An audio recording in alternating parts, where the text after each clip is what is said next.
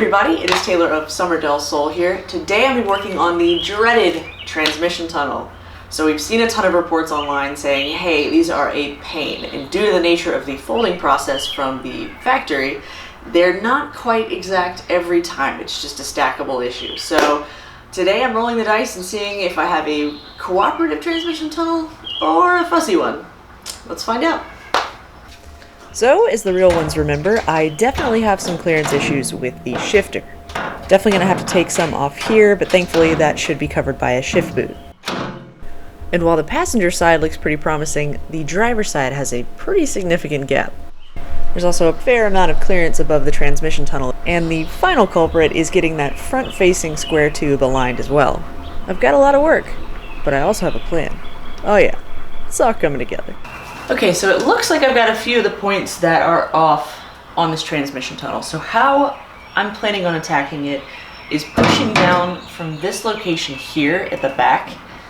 That kicks up the front of the nose though, which is problematic, so you need to push this down, and that kind of spreads the wings out on the sides here to align a little bit better with the square tube. And then trying to kind of adjust so I can get a little bit of gap over the transmission tunnel, but keep the front low enough that it mounts to that square tube at the front of the car. With the plan laid out, it's time to take out the transmission tunnel and get ready to ruin my beautiful powder coat once more. I tried to trim this initially with some metal shears, but it was rough. At this point, it was time to bust out the power tools. Now I've lost some video continuity here because I actually did my gauge pod first, but we'll have a fun video about this later. I didn't go all the way through with the Dremel, I just created T-shape so I was able to cut the sides with the metal shears and then just bend the tabs off. Watching this powder coat flake off in chunks was very disheartening. But it does work, and it provided the clearance I need. Now I'm also testing out some very cheap, very flashy heat shield from Amazon. I thought this would be a nice touch to try to keep the cabin a little bit cooler, even though it is open air. And as it turns out, stickers are not my forte. This took a lot longer than it should have, and the result was not perfect. But here you can see how I've elongated the transmission tunnel hole, and did my best. You can also see where I mounted some sticky foam to prevent the tunnel from rattling where the connection points are. In place. And of course, I couldn't forget the one up front as well. Alright. And now, the moment of truth. Is this plan actually going to work? The foam ended up making it a little bit harder to push down and spread the wings, but it got there eventually. Oh, now that I've got the gasket on it, it's fighting me. There it is. Alright. Step 1, push down.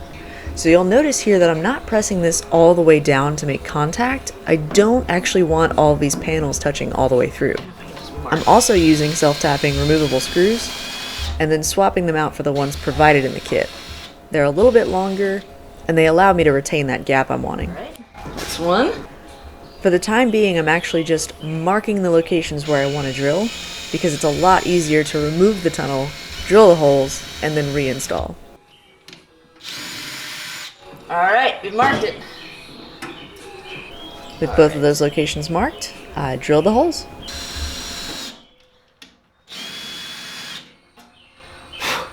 Oh, that's hot. Hot, hot.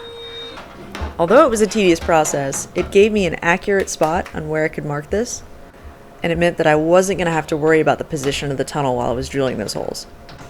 In the end, the two lined up really nicely, and it's now sitting in place.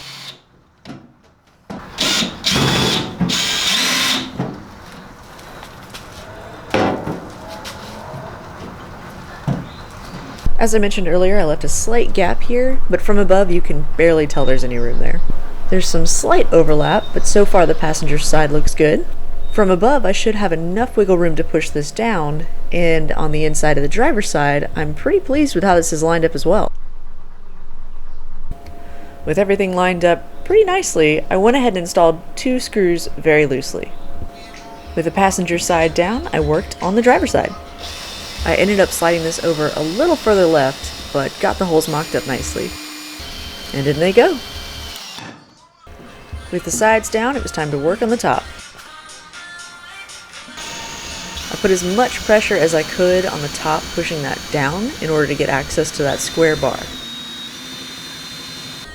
After a while, my triceps were on fire, but I was able to eventually get that in and secured.